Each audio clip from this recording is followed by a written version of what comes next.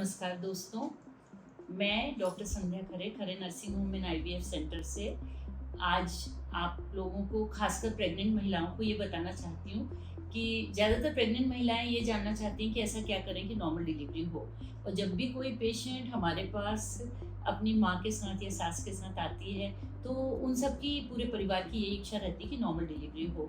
और इसमें कुछ गलत भी नहीं है। यदि पहली बार में नॉर्मल हो जाती है तो उसमें आगे का भी ऑब्स्टेटिक करियर बहुत अच्छा रहता है और नॉर्मल डिलीवरी आगे भी होने की संभावना पूरी पूरी रहती है। तो इसलिए सबसे इम्पॉर्टेंट है कि हम ये समझें कि नॉर्मल डिलीवरी के लिए पेशेंट की तरफ से क्या सहयोग होना चाहिए। क्योंकि डॉक्टर यदि कहता है कि रेगुलर इलाज कराएं, सुपरवाइज करें और डॉक्टर के बताए अनुसार दवाइयाँ लेते रहें, टेस्ट वगैरह कराएं और पूरी तरह से स्क्रीनिंग और मॉनिटरिंग ठीक से होती रहे, पर साथ ही में पेशेंट को भी अपनी तरफ से कुछ ना कुछ करना जरूर पड़ेगा ताकि नॉर्मल डिलीवरी हो।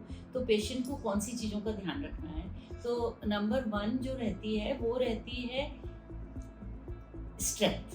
तो स्ट्रेंथ बढ़ाने के लिए पेशेंट को ज़रूरी है कि उसका हीमोग्लोबिन लेवल बराबर हो थ्रू आउट प्रेगनेंसी, एनीमिया ना हो। जैसे WHO कहता है कि 11 ग्राम हीमोग्लोबिन रहे तो उससे बोन्स की स्ट्रेंथ अच्छी रहती है, पेशेंट का स्टेमिना भी अच्छा रहता है और पेशेंट को नॉर्मल डिलीवरी में मदद मिलती है। इसके अलावा कैल्शियम का स्तर भी नॉर्मल होना चाहिए। ड्यूरिंग प्रेगनेंसी कैल्शियम रिक्वायरमेंट की ज़रूरत बढ़ जाती है और उसको पूरा करने के लिए पेशेंट को डॉक्टर की सलाह के अनुसार कैल्शियम युक्त भोजन और कैल्शियम की टैबलेट्स थ्रू आउट प्रेगनेंसी लेना जरूरी होता है।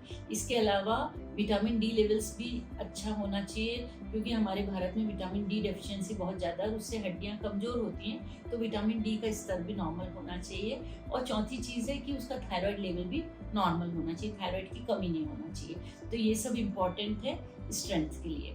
फिर दूसरा एस, नॉर्मली हम लोग नॉर्मल डिलीवरी की कोशिश को 3 एस में समझते हैं: स्ट्रेंथ, स्टेमिना और स्ट्रेस।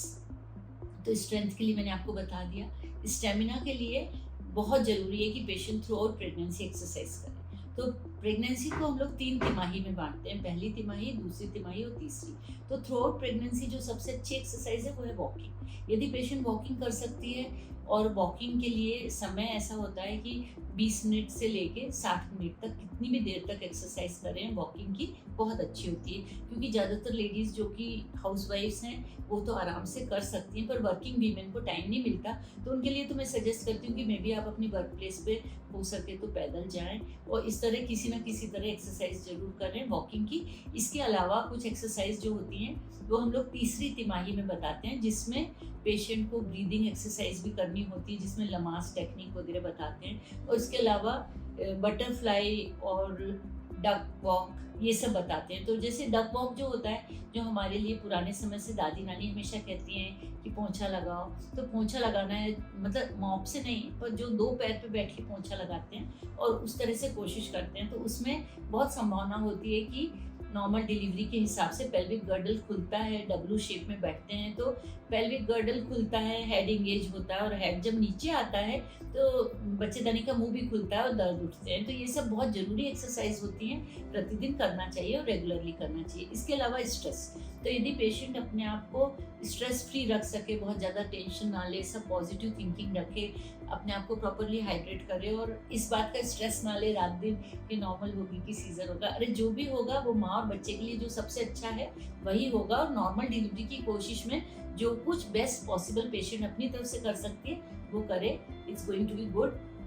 और मैं यही चाहूँगी कि सभी पेशेंट्स इस बात से हमेशा they should be well known, they should know it very well कि वो किस तरह से कोशिश करके नॉर्मल डिलीवरी में अपना सहयोग दे सकते हैं। Thank you very much.